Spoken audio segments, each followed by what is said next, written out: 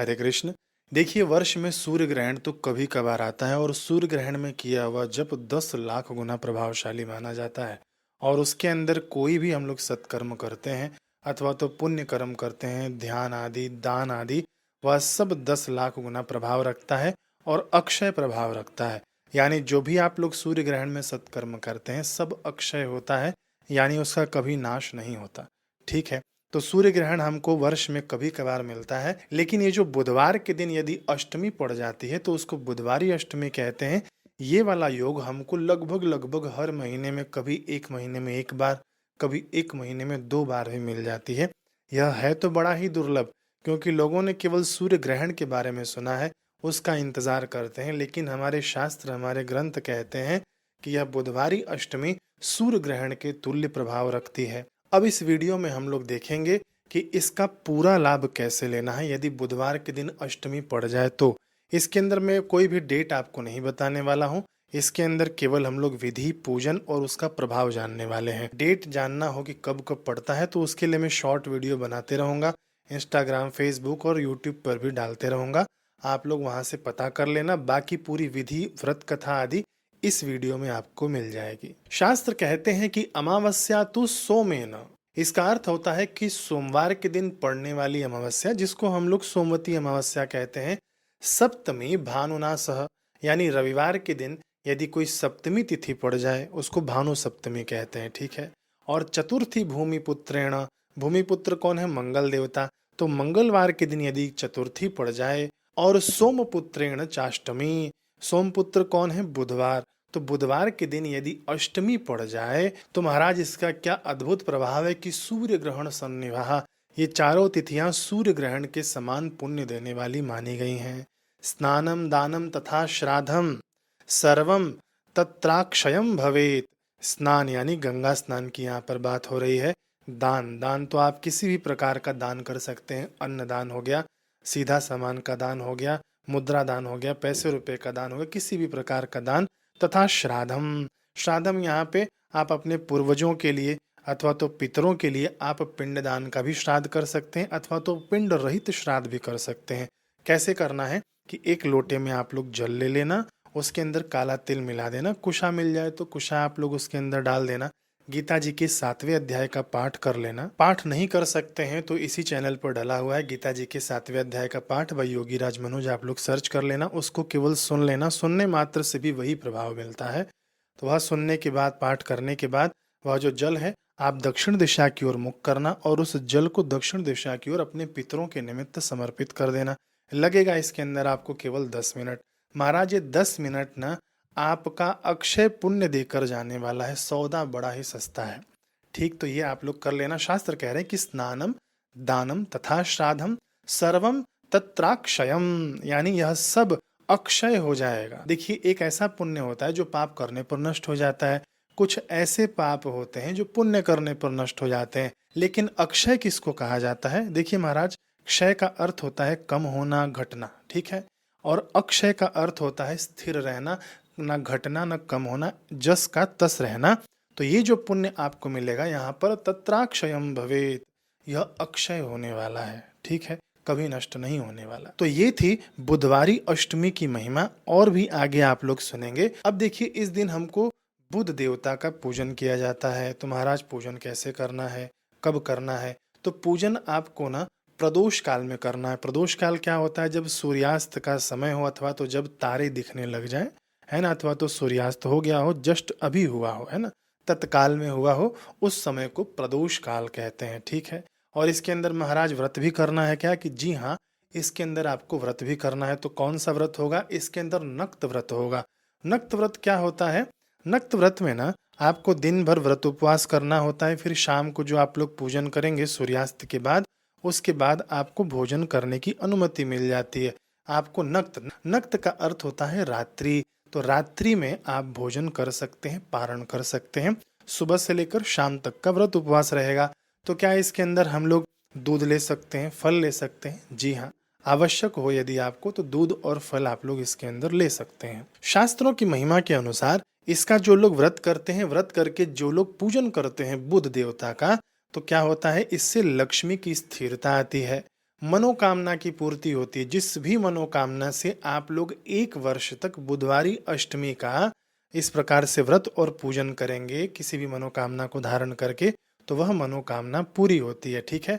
जो कुंवारी कन्याएं हैं जिनका विवाह नहीं होता हो, वे लोग भी यदि इसका व्रत उपवास करती हैं तो उनके लिए योग्य वर की प्राप्ति होती है। मन गढ़ंत बात मैं आपको यहाँ पर नहीं बताऊंगा। देखिए, नरकों में पड़े हुए आप अपने पितरों को भी इस व्रत के प्रभाव से मुक्त कर सकते हैं। या तो यदि कोई आपसे जघन्य पाप हो गया हो, आप उसका प्रायश्चित करना चाहते हैं, अपने पापों का खूब आपके अंदर ग्लानि भरी पड़ी है, तो उस पाप का प्रायश्चित भी इस बुधवारी अष्टमी के व्रत, दान और जप के माध्यम से आप उस नरक यातना से भी बच सकते हैं, आप उस पाप से भी बच सकते हैं, ठीक है।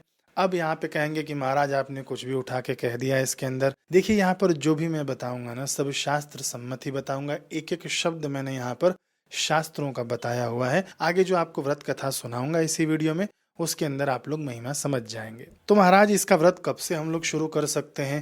क्या इस व्रत को कुंवारी कन्याएं कर सकती हैं? क्या इस व्रत को विधवा महिलाएं कर सकती हैं? क्या इस व्रत को विवाहिता महिलाएं कर सकती हैं? क्या पुरुष कर सकते हैं?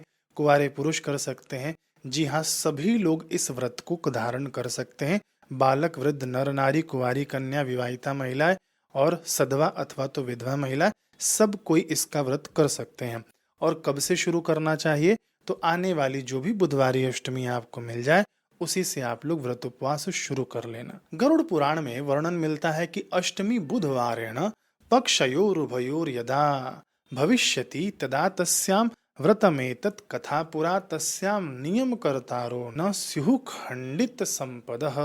इसका अर्थ है कि जब दोनों पक्षों की, चाहे शुक्ल पक्ष की चाहे कृष्ण पक्ष में से किसी के भी दिन, कभी भी बुधवार के दिन अष्टमी तिथि पड़ जाए, तब यह व्रत करना चाहिए, जिसकी प्राचीन कथा भी है। इस दिन नियम का पालन करने वालों की संपत्ति कभी नष्ट नहीं होती। नियम का पालन क्या है? देखिए, मैं आपको जैसे पूजन बताऊंगा, व्रत तो कैसे करना है मैंने आपको बता दिया, नक्त व्रत करना है। अब नियम में एक चीज और आता है, पूजन आपको कैसे करना है। तो यहाँ पर गरुड़ पुराण में वर्णन आता है कि यदि कोई इसका नियम पालन करके व्रत उपवास करता है तो उसकी लक्ष्मी कभी भी पलायन नहीं करती, लक्ष्मी उसकी खंडित नहीं होती, अखंडित संपदा की प्राप्ति होती है। आगे शास्त्र कह रहे हैं कि बुधम पंचोपचारेण पूजयित्वा जलाशये शक्तितो दक्षिणाम दध्यात करकरिम तंदुलान्विताम। इसका अर्थ है कि किसी नदी में, किसी सरोवर के पास आप जाकर यह बुध पूजन संपन्न कर सकते हैं। लेकिन अभी आजकल के शहरों में, नगरों में नदी तालाब कहाँ मिलेगा? यदि आपके पास हो तो उत्तम बात है, आप नदी किनारे जाकर पूजन कर लेना, फिर उसके अंदर ही विसर्जन भी कर देना, है ना। लेकिन पूजन करने के लिए नदी नहीं मिले तो आप अपने घर में भी कर सकते हैं पूजन। कैसे पूजन करना है इसी श्लोक में आपको मिल जाता है कि पंचोपचार विधि से पूजन करना है। अपने शक्ति के अनुसार चावल का दान करना है। चावल यानी कच्चा चावल आपको दान करना है, सीधा सामान, उसके अंदर कुछ दक्षिणा आदि आप मिला देना। चावल के साथ और भी कुछ आप अनाज दान करना चाहते हैं पूजन के बाद, तो आप वह कर सकते हैं। अब हम लोग आते हैं कि पूजन कैसे करना चाहिए। देखिए, पूजन करने से पहले ना, यहाँ पर शास्त्र कह रहे हैं कि आप ना पहले ध्यान कर लेना। ध्यान में क्या करना है कि बाण चाप धर्म श्यामम, बुद्ध भगवान की मूर्ति कैसी है कि वो धनुष बाण लिए हुए हैं और श्याम वर्ण के हैं, यानी सावले, गहरे नीले या काले रंग के हैं। इस प्रकार से आप अपने मन में इनकी आकृति को धारण कर लेना। अब जो भी आप लोग ना पूजन करेंगे, उसके अंदर मंत्र का उच्चारण खूब मायने रखता है। जी हाँ, कभी भी बिना मंत्र के कोई भी पूजन नहीं करना चाहिए। तो मंत्र यहीं पर शास्त्र बता रहे हैं कि बुम बुधायेति बीजः स्यात् स्वाहन्तः कमलादिकः।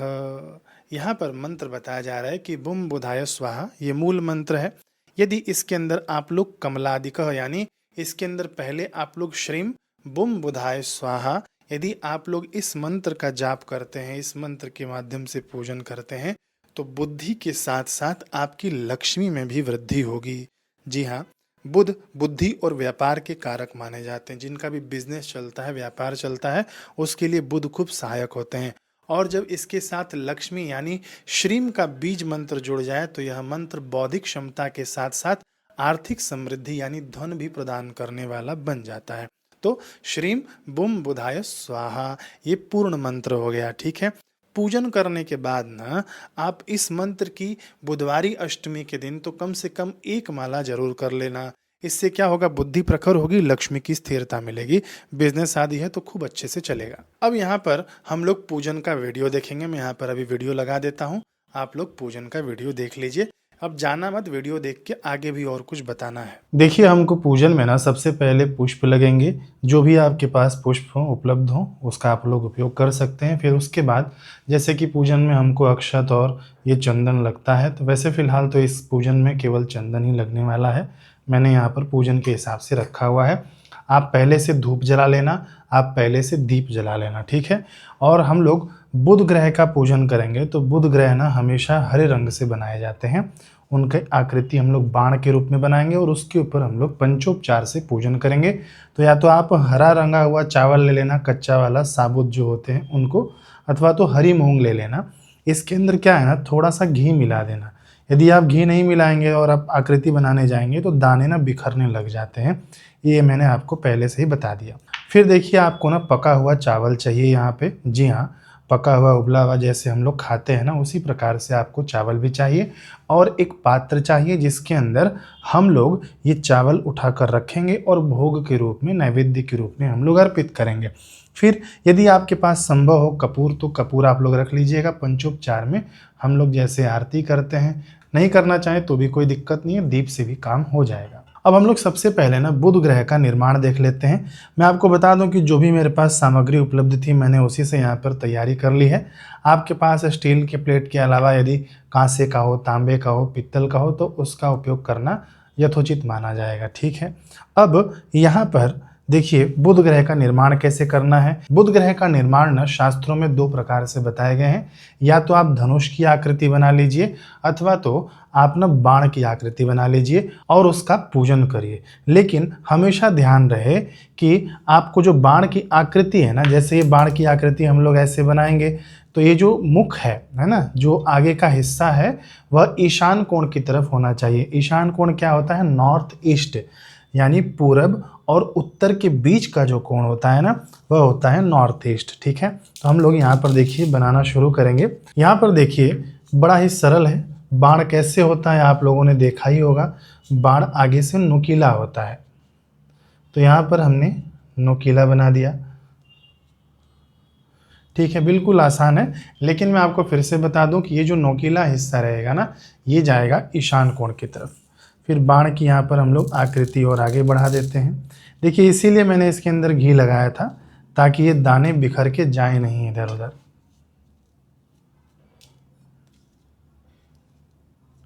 आप चावल लेना हरे रंग का, तो उसके अंदर भी आप लोग ये घी मिला देना। फिर देखिए, बाण की आकृति कैसी होती है, इस प्रकार से होती है।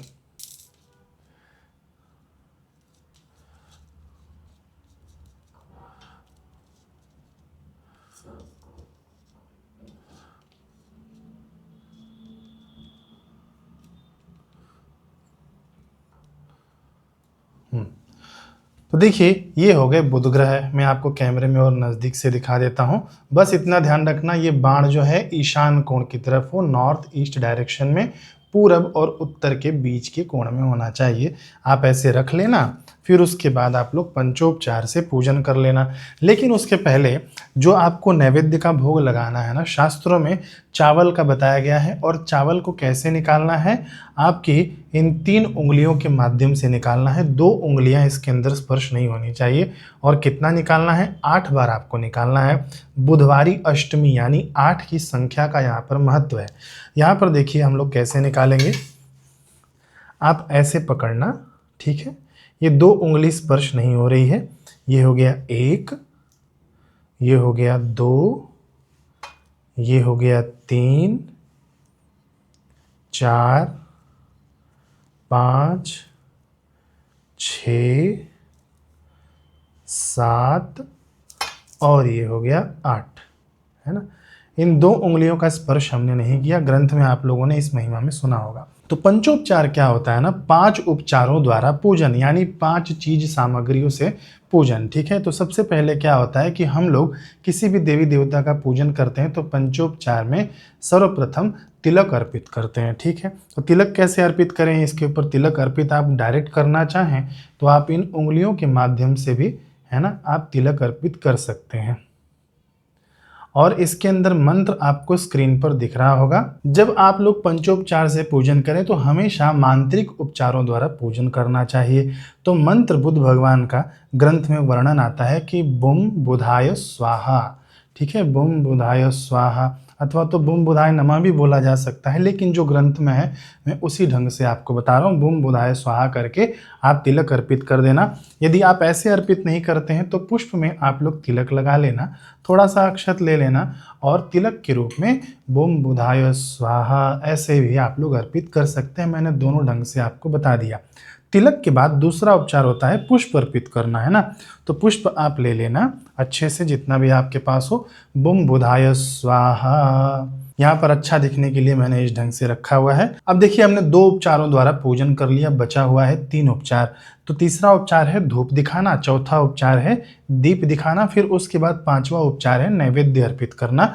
तो हम लोग धूप दिखा देंगे, बुम बुधाय स्वाहा, बुम बुधाय स्वाहा, बुम बुधाय स्वाहा। फिर इसके बाद हम लोग दीप दिखा देंगे, बिल्कुल सरलता पूर्वक मैं आपको बता रहा हूँ। बुम बुधाय स्वाहा, बुम बुधाय स्वाहा, बुम बुधाय स्वाहा। फिर उसके बाद ना, जब भी हम लोग दीप दिखाते हैं अपना हाथ धो लेना चाहिए अपने बाएं तरफ, यानी लेफ्ट हैंड की तरफ। ठीक है, फिर जो नैवेद्य बचा हुआ है वो पंचोपचार में हम लोग अर्पित कर देंगे। ओम बुम बुधाय स्वाहा, बुम बुधाय स्वाहा, बुम बुधाय स्वाहा। आप आपके पास जो भी स्थान हो वहाँ पर ये नैवेद्य अर्पित कर देना। फिर उसके बाद ना 3 बार जल से आप इसे प्रक्षालित कर देना, इस नैवेद्य को।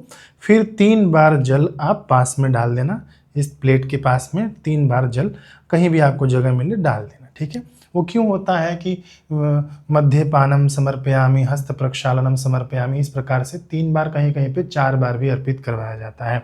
तो इस प्रकार से आपका यह पूजन संपन्न हुआ पंचोपचार के माध्यम से। अब देखिए, मुख्य अंग है इस श्लोक का कि सद भक्ति श्रद्धाभ्याम, यानी सच्ची भक्ति और श्रद्धा से इस क्रिया को करना चाहिए। यदि आपके भीतर सच्ची भक्ति और श्रद्धा नहीं है तो यह कर्म कांड निष्फल माना जाता है। विधि के साथ साथ हृदय का भाव भी इस नैवेद्य को मोक्षदायक बना देता है, जो भी हम लोगों ने नैवेद्य अर्पित किया है। ठीक है, जब ये आपका पूजन इस प्रकार से हो जाए ना, आप वहीं बैठे रहना, हाथ में अक्षत ले लेना और अक्षत लेकर ना आप लोग व्रत कथा सुन लेना। प्राचीन काल में धीर नाम का एक ब्राह्मण रहता था। उसकी पत्नी का नाम रंभा, पुत्र का नाम कौशिक और पुत्री का नाम विजया था। उस ब्राह्मण परिवार के पास धनद नाम का एक बैल भी था। एक दिन कौशिक उस बैल को लेकर ग्वालों के साथ चराने के लिए गया। जब वह गंगा नदी में स्नान करने लगा तब मौका पाकर कुछ चोरों ने उस बैल को चुरा लिया। स्नान के बाद बैल को वहां न पाकर कौशिक बहुत दुखी हुआ और उसे खोजने के लिए निकल पड़ा। खोजते खोजते अपनी बहन विजया के साथ वह एक सरोवर के पास पहुंचा। वहां उन्होंने दिव्य स्त्रियों के एक समूह को देखा। कौशिक बहुत भूखा था, इसलिए उसने उन स्त्रियों के पास जाकर कहा कि मैं भूखा हूं, कृपया मुझे भोजन दें। स्त्रियों ने उत्तर दिया कि तुम हमारे यहाँ अतिथि हो, इसलिए पहले यह व्रत करो, उसके बाद ही भोजन ग्रहण करो। स्त्रियों के कहे अनुसार कौशिक और विजया ने विधि विधान से बुधाष्टमी का व्रत किया। व्रत पूरा करने के बाद उन्होंने भोजन किया और उस व्रत के प्रभाव से कौशिक को तुरंत अपना खोया हुआ बैल, जिसका नाम धनद था, वह वापस मिल गया। इसके बाद वह बैल और अपनी बहन विजया के साथ सकुशल अपने पिता धीर के पास लौट आया। कुछ समय बाद पिता धीर ने किसी कारणवश अपनी पुत्री विजया को यमराज को सौंप दिया और उसके पश्चात पिता की मृत्यु हो गई। उधर बुधाष्टमी व्रत के अद्भुत प्रभाव से कौशिक को राजयोग प्राप्त हुआ और वह अयोध्या का राजा बन गया। यमलोक में विजया ने जब अपने माता पिता को नरक की कठोर यातनाएं सहते हुए देखा तो वह अत्यंत व्याकुल हो गई। तभी उसका भाई कौशिक वहां शिकार खेलते हुए पहुंचा। विजया ने अपने भाई से पूछा कि हमारे माता पिता इस नरक के कष्टों से कैसे मुक्त होंगे। तब कौशिक ने अपने द्वारा किए गए बुधवारी अष्टमी व्रतों का स्मरण किया और अपने 2 व्रतों का अर्जित पुण्यफल अपने माता पिता को दान कर दिया। उन 2 बुधवारी अष्टमी व्रतों के अपार पुण्य के प्रभाव से उसके माता-पिता तुरंत नरक की यातनाओं से मुक्त होकर स्वर्ग लोक चले गए। माता-पिता को स्वर्ग जाते देख विजया बहुत प्रसन्न हुई और उसने भी जीवन में सुख समृद्धि और अंत में मोक्ष की प्राप्ति के लिए हर्षपूर्वक यह व्रत किया। ये थी बुधवारी अष्टमी की कथा। ये कथा कपोल कल्पित नहीं है, ये अग्नि पुराण से ली गई कथा है। अब आपने जो हाथ में अक्षत लिया हुआ है, आगे बुद्ध देवता की आकृति के सामने समर्पित कर दीजिए। व्रत कथा सुनने के बाद आपको ना दान दक्षिणा भी देना है। जैसे कि मैंने आपको बताया, सीधा सामान आप कच्चा चावल ले लेना, कुछ दक्षिणा डाल देना, उसके अंदर कुछ और भी दाल आदि मिलाकर किसी सदाचारी ब्राह्मण को अथवा तो किसी जरूरतमंद को दान कर देना। ठीक है, उसी समय संकल्प कर लेना दान करने का, भले ही आप अगले दिन ले जाकर दान कर देना उसको। अब महाराज, हमको इस दिन जब हमारी व्रत कथा हो जाए, दान के लिए हम लोग सामग्री निकाल लें। हम लोग जब अपना व्रत का पारण करेंगे तो किस चीज से पारण करें? तो जिस भात से यानी जिस चावल से आप लोगों ने भोग लगाया हुआ है, उसी को पहले आप थोड़ा सा ले लेना, उससे आप लोग अपने व्रत का पारण कर लेना। ठीक है, इतना समझ में आ गया। बाकी जो बचा हुआ नैवेद्य है, जो हम लोगों ने प्रसाद रूप में रखा है, वह पूरे घर भर में बांट के थोड़ा थोड़ा प्रसाद रूप में खा सकते हैं। जिनका व्रत उपवास नहीं है उनको भी बांट देना, वे भी प्रसाद रूप में ले लेंगे। और महाराज, जिनका व्रत उपवास है वे लोग क्या भोजन करें इस दिन? इस दिन शास्त्र कहते हैं कि तदा व्रतम प्रकुर्वीत अथवा सगुणाशिता। ये अग्नि पुराण में हमको मिलता है कि किस चीज से इसका पारण करना चाहिए। इस व्रत का सगुणाशिता अर्थात होता है गुड़ के साथ भोजन करना चाहिए, यानी आप इस दिन सादा भोजन करना। ठीक है, ऐसा नहीं कि तला हुआ भोजन कर लिया। नमक बिना भोजन करना चाहिए इस दिन। लहसुन प्याज वाला भोजन नहीं करना चाहिए, सात्विक भोजन करना चाहिए। ठीक है, या तो आप खीर खा लेना बनाकर, है ना, चावल का, अथवा तो गुड़ आप खा लेना रोटी आदि के साथ, घी गुड़ के साथ, है ना, खा लेना आप। हो सके तो नमक मिर्ची आदि का भी आप इस दिन वर्जन कर देना तो अच्छी बात है, यदि हो सके तो। यहाँ पर मैंने आपको संपूर्ण विधि बता दी। नक्त व्रत तक व्रत उपवास आपको कैसे खोलना है यह भी मैंने आपको बता दिया। अब आप लोग शायद पूछेंगे कि हम लोगों ने जो मूंग से आकृति बनाई हुई है, तो उसमें जो मूंग का उपयोग किया गया है उसका हम लोग क्या करें? तो देखिए, वह वाला जो मूंग है जिससे हमने आकृति बनाई है, उसका आप लोग जल में विसर्जन कर देना, अथवा तो पुष्प आदि जहाँ भी आप लोग विसर्जन करते हैं साथ साथ में आप लोग विसर्जन कर सकते हैं। भोग लगाया हुआ चावल मैंने बता दिया कि प्रसाद रूप में आपको पाना है।